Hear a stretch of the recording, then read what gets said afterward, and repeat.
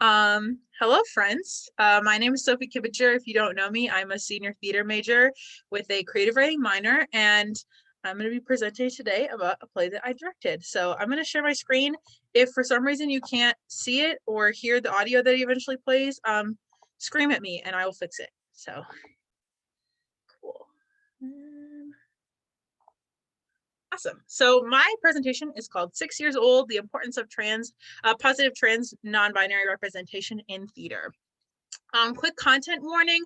Some of the content later in the presentation may be triggering to those who identify as trans or non-binary, but these moments will be addressed during the presentation. So you will have a warning in advance when those moments are coming, and feel free to mute the presentation, turn your camera off, leave the presentation if you need to. I just wanted to put that little content warning out there. So some quick terminology before I get completely started. Transgender or trans is someone who identifies as transgender, was born as one sex, but identifies and lives their life as the opposite. Non-binary is someone who identifies as not either, does not identify with either of the binary genders. Most common pronouns for people who are non-binary are they, them. However, some people use a mix of pronouns or none at all. Some people use like she, they, or he, they, or she, her, hers, and he, him, his. And some people, like myself, don't use pronouns, so we just prefer to be called our names. Trans is also an umbrella term, as some non-binary, genderqueer, gender non-conforming people identify as transgender or trans, because trans as an umbrella term encompasses all people who do not identify with their birth sex. Great. So some exposition for this presentation. I served as the artistic director for Pipe Dreams for the 2020-21 season. If you don't know what Pipe Dreams is a student-run venture here on campus. We do all the work as students, hire all students as actors and creative team.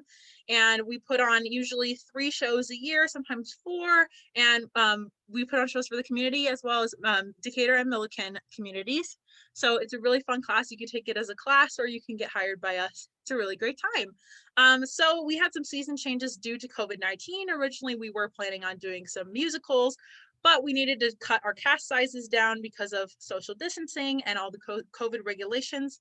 So I was on the hunt for a small cast play that was available for streaming rights. Because of COVID regulations, we couldn't actually have an audience, so we needed to be able to record or stream the performance virtually. And I knew that I wanted a play that represented group or groups of people who were underrepresented, just because we had the opportunity to reach more audiences than usual, or like a larger audience. So I wanted to make sure that we were sending a good message and putting something new out there. So I came across 6 Years Old, which is a play by Daphne Silvager. And this is the synopsis that I saw when I picked this play. It says, Adelaide is 6 years old and she knows a few things. Her stupid babysitter Kim is stupid. Her younger brother Dewey is a naked mole rat, and she does not like being treated like a girl. Though Kim takes Adelaide's frustration seriously and tries to offer support, Adelaide's family and peers discourage her, leaving her to seek out dangerous measures in order to transform into who she was born to be, her hero Han Solo. 6 Years Old is a comic and poignant play reflecting back on the wild fantasies and serious desires of queer childhood. The synopsis also included a little review, so I have that here. It says 6 Years Old is a gem of a play, special and different.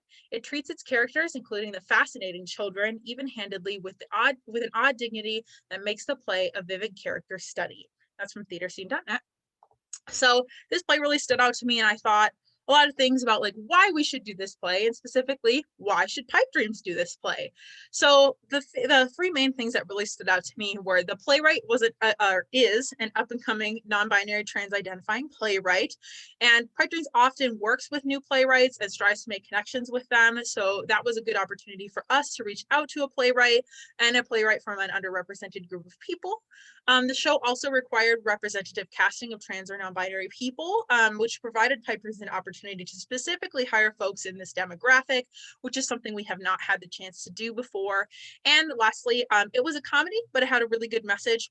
Comedies do really well at Pipe Dreams. We love to put on funny shows, but I wanted something that wasn't just funny. It was funny, but also was important. Not that other comedies aren't important, but this show specifically stood out to me because while we're laughing and having fun, we're also realizing that something serious is happening in the undertones of this show. So I really liked that, and I thought it would be great for pipe dreams.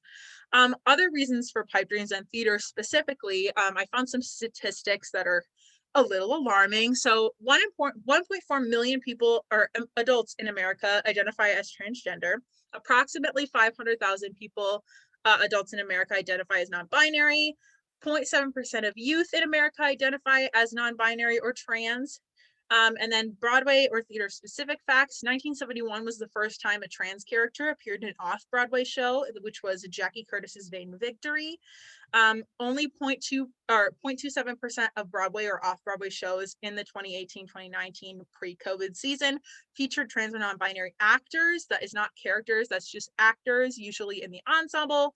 And the most alarming fact to me is that less than 20 openly trans or non-binary characters have been featured in Broadway musicals ever. And the number is closer to 10 than it is to 20. It's very alarming that there have been over 500 shows on Broadway and less than 20 characters are inclusive of trans and non-binary identities. So because of these statistics, along with being good for pipe dreams, I thought more personally about why this show was a good show to audiences. And immediately the idea of like gender queerness in a child intrigued me because usually you hear about gender queerness, trans identity in adults, and the struggles of being an adult that is dealing with those issues, but not really with children. It's kind of a hush hush topic when you talk about children's gender identities. And I thought it was important to bring this to light. Adelaide is also a leading genderqueer character, not a secondary character. A lot of the times when you see a trans non-binary character in any kind of media, they are not the main character. They are usually a best friend character, a secondary character, or a character that only is there to die.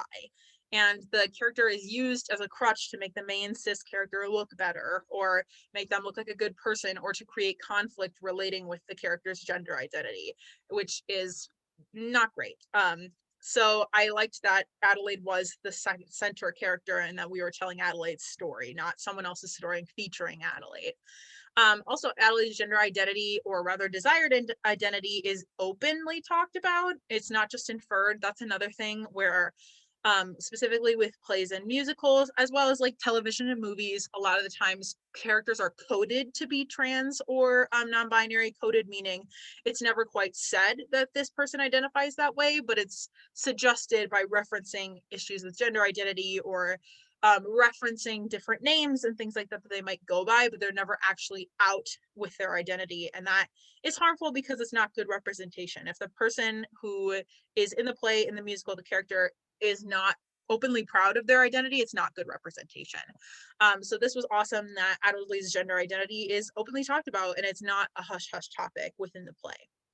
And lastly, for this section, Adelaide's gender issues are the main focus of the play, but they're not tokenized. A lot of the times, going back to my second bullet point, when the character in any form of media, mostly plays in musicals, is genderqueer, non-binary, transgender, they're tokenized. Their gender identity is used for the benefit of others or is the only thing we ever learn about them. And while Adelaide's gender identity is the major focal point of this play, Adelaide is never treated as just like the trans character. Adelaide is a very in-depth, very broad character that has a lot of different other traits and a lot of other things that they do, and they're not just the trans character. So that was really important to me when reading this show.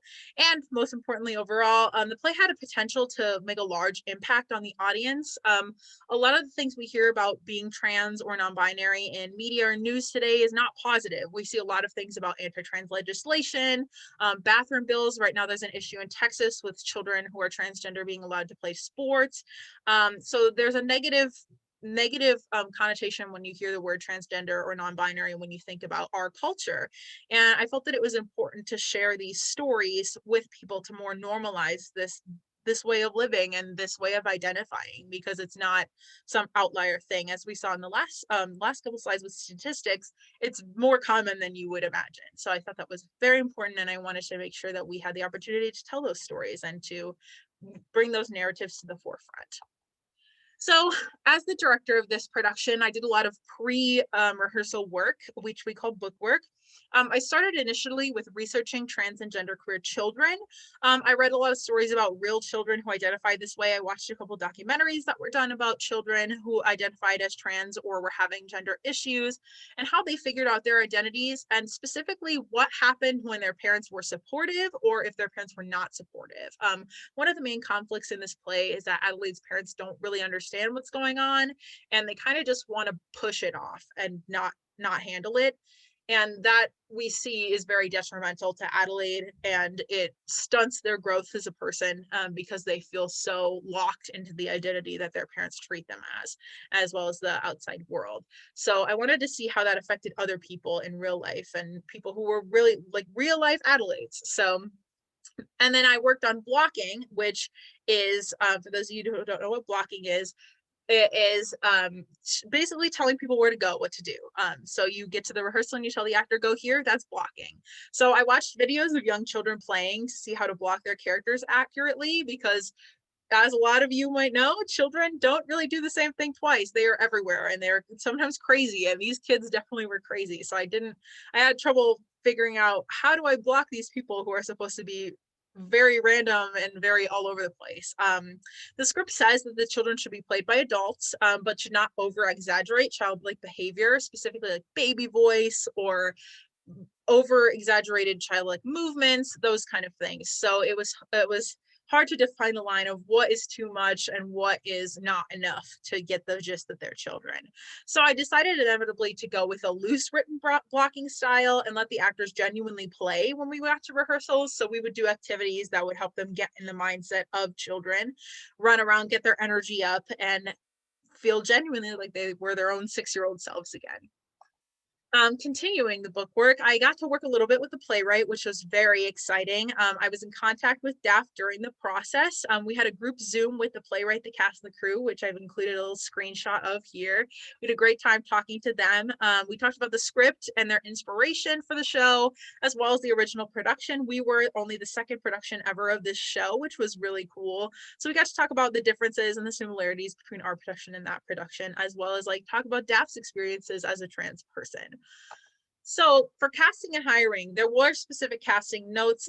Like I said a little earlier, the specific quote in the script said, please cast a gender nonconforming or non-binary person as Adelaide and a femme of center gender nonconforming or non-binary person as Kim.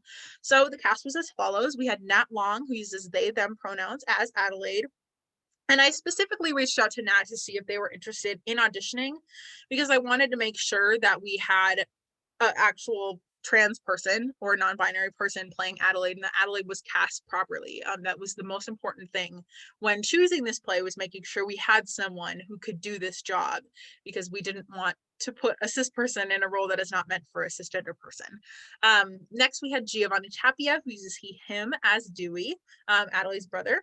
Nicola Ending, who uses she, they pronouns, was Kim, the babysitter, and Adriana Goss, who uses she, her pronouns, was Amy, who is Adelaide and Dewey's mom. I am the artistic director of Pipe Dreams, but I did decide to hire myself as the director of this production because I identify as non-binary, and I felt that it was important to have someone who identified under that trans umbrella direct this show, just because it's important to make sure that pieces that give representation are accurately represented in the production process. So picked that for a reason. I also really liked this show, so I was very excited to work on it. So our rehearsal process started with an initial introduction and read through. We talked about preferred names and pronouns and why it's important to use those pronouns, and that it's not really preferred pronouns, it's just your pronouns and we will use them. The cast had never read the script before the rehearsal, so everything was very raw and fresh, which was great, but it also led to a little bit of issue because we realized quickly how difficult this material was because of specific heavy themes and moments. There are a lot of times in this play where one of the kids says something that is much deeper than you would expect them to say, and we had to recognize that that was going to be hard for us in the rehearsal process. So we worked specific breaks into scenes that were heavy and hard for the actors because we wanted to make sure that their mental well-being was taken care of, as well as like the people who were behind the scenes watching this every single night. We wanted to make sure everybody was okay and that we were talking about this. Furthermore, with that, the show contained very difficult content at times. I will include some clips of that in a minute. But the content was difficult for specifically trans non-binary members of the cast and crew. Specifically, we have the tantrum scene, which is a scene in which Adelaide has a meltdown about their gender identity and no one listening to them. And it was very hard in rehearsals to do that scene specifically for Nat, but also for us to watch it and to be in that moment with them. So we worked this specific scene. We would only run it once, and then we would give the actors a brief break to come back to reality. And if they wanted to run it again, they had the option, but we never pressured them to run it more than once because of how difficult the content is. We also opened the room very often to conversations about identity and how this scene specifically made us feel, to make sure that no one was going home and just sitting with their thoughts. That we wanted to make sure that if somebody had something to say or a feeling that they needed to feel, that they were allowed to feel it and say it in that moment. And that also created a really close, safe space for us as actors, as production team, as creative team. And we felt more comfortable with each other to open up about these things. And it was a very healthy environment for this kind of conversation. And we figured that these moments were really difficult, but they're very important, and that's why they're in the script. And it's important for audiences to see these moments because it gives them a glimpse of how raw the trans experience can be, especially our cisgender audience who doesn't know what it's like to feel these feelings. It's important for them to see what people who identify this way go through. So I've got a quick clip here. This is a content warning. The next two clips are a little heavy. So if you feel the need to log off, turn your camera off, turn microphones and stuff off, please feel free to. I will not be mad at you. So here is the first clip. So I want you to relax and close your eyes and just listen to the sound of my voice, okay? So can you imagine a day, a winter day, it's snowing outside and it's super cold, but you're inside and you're all ready for bed, but you say, "Daddy, it's too cold in my room." And your dad goes and he turns up the heat in the house and it gets all nice and warm and toasty. And you snuggle into your bed and you drift off to sleep, warm and toasty. And it didn't matter how cold it was outside because you were snugly in your bed, warm and toasty. Now take a deep breath in and out. I want you to think about another little girl who lives way up north in a super cold place. One where it's always snowing and it's always cold. Now, even though she can go into her bed and her dad can make it warmer in her house, what do you think she does when she goes outside for recess? She plays games in the snow, she builds snowmen, she wears a big puffy coat. She doesn't hide from the cold because where she lives is always cold. And she can't tell her dad to just turn off the snow or make the sun come out, so she learns to have fun in the cold and love the cold. Because even though she can control the inside, make it warmer, make it comfy, she can't control the outside. She has to make the most of it and get used to what she doesn't like right away, and even learn to like how it is outside because it's something she can't change. Now, I want you to take a deep breath in and out. And tell me about a time you wanted to change your outside. So in that scene, we see Adelaide on the floor covered in a blanket. This scene directly is the direct follow of the toaster scene, which in that scene, we see Adelaide and Dewey try to cause reincarnation with the toaster because Adelaide would like to reincarnate as Han Solo.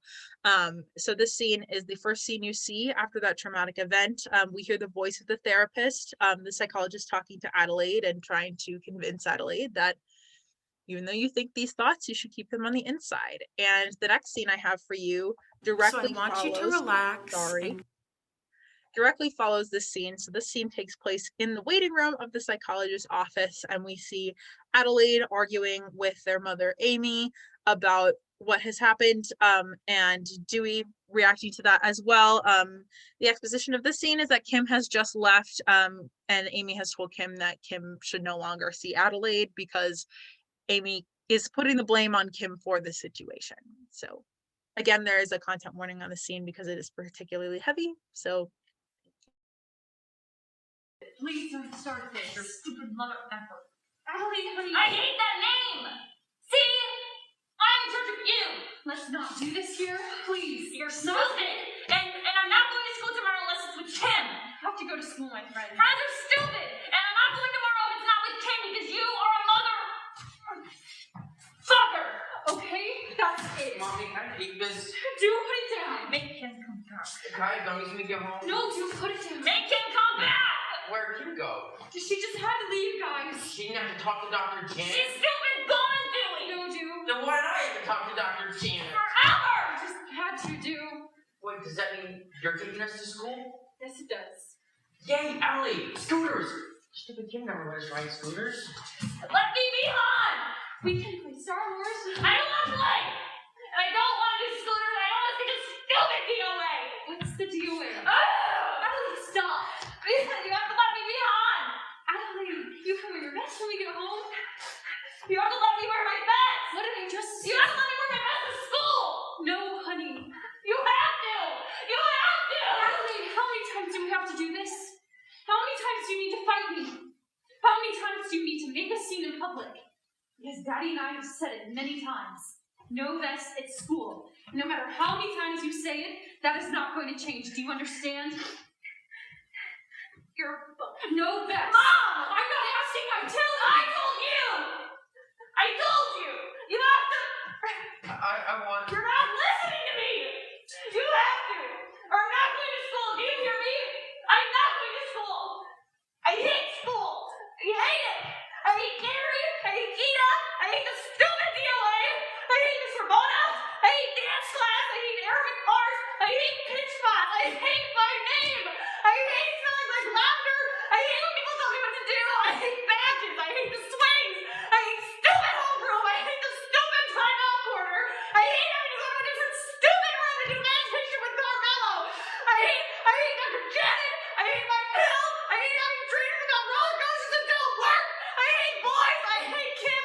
I hate Han Solo! And most of all, I hate you!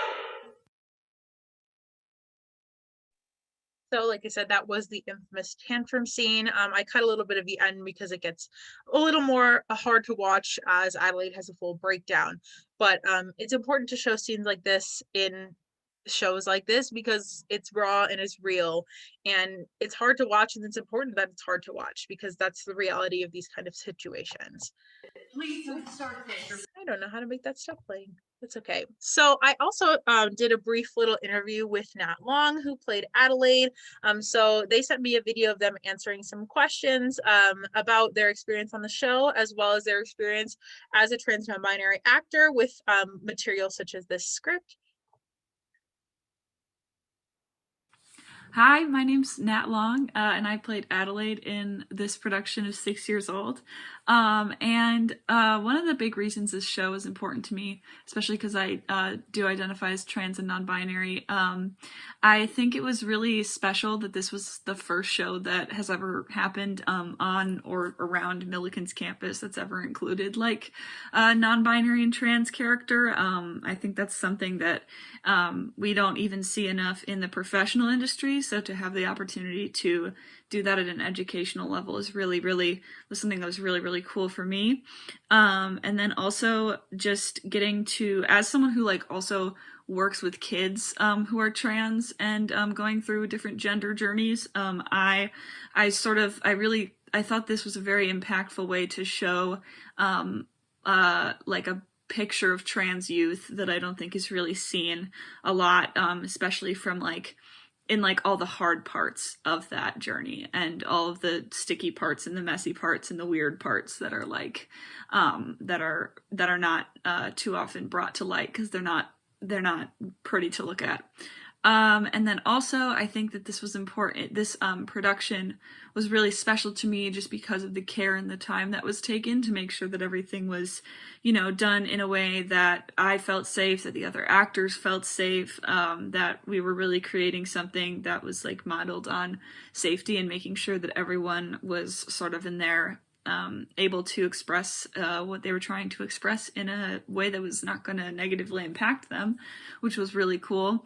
And then I think it was also really cool to get to have a director who's genderqueer, because I think that Sophie was really able to sort of flesh out the issues from Sophie's perspective, which I think is super important because it's this play is about trans and non-binary people, and so having a non-binary director is something that I think was extremely valuable. And this show overall was just important for my own journey as well, and as well as like sharing my journey with like my friends and family in a way that that sort of came through an artistic lens. So they all had fun watching it, and they all learned a little bit more about, you know, what it's like to live as a trans person, specifically as a trans child. And yeah, it was just a really, really amazing experience, and I felt more affirmed than I ever have in my life. It was just a really affirming and very sensitive and emotionally responsive space working on it, and I think that that's one of the things that I'm gonna carry with me from it the most, is that like I felt in the moments I was performing that I was being authentic, being authentically myself, and able to tell a story from the perspective of the community that I'm a part of, which is super special and cool. Yeah, those are the highlights. I am super grateful for this production and to Sophie for letting me be a part of it, and I'm so happy that you all get to hear about Sophie's great work on this show today. So yeah, thank you. Hey, so we love Nat. Nat is a great person to work with, a great artist. So I was very thankful for them for offering their perspective on this for you guys today. Oh, again with the videos.